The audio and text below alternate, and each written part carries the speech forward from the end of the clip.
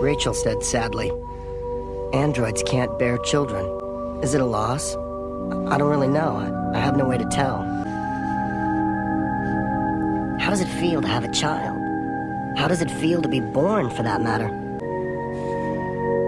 We're not born, we don't grow up. Instead of dying from illness or old age, we wear out like ants. Has a character who is killing these almost human beings to raise money to buy himself a real animal, because all he can afford at the moment, because the world has reached the stage where almost all the real animals are out of existence and only the rich can afford real animals. But he's terrified of being found out by his neighbors that he can only afford an electric sheep and not a real sheep. So his job is to kill almost human beings to get money. He buys an ostrich.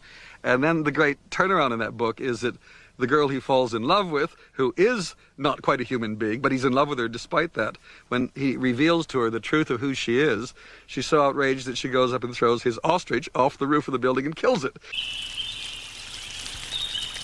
In exploring the theme of what is human, Philip K. Dick could be bitter about what was not human. He did believe that human beings could be androids, mechanical creatures who proceeded on the basis of cold duty, cold logic.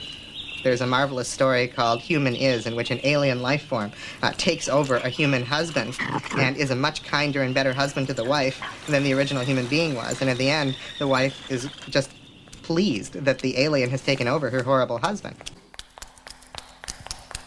Uniquely in Philip K. Dick's literary existence, there was one question he posed in which he found a consistent answer that satisfied him, and that is, human means kindness.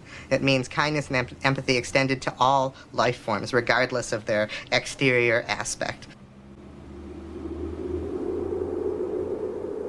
I've always liked the scene at the end of Now Wait for Last Year, when our hero, he's flying somewhere in an automated cab, and as he's flying along thinking, he says to the cab mechanism, "If you were married," and the cab says, "Sir, I'm a automatic mechanism, we don't have wives." He says, "Okay, well, if you were me, and your wife had sustained horrible brain damage and was only going to get worse so that the rest of your life would be devoted to simply caring for her, would you stay with her or leave?" And the cab said, "I would stay with her." And he says, "Why?"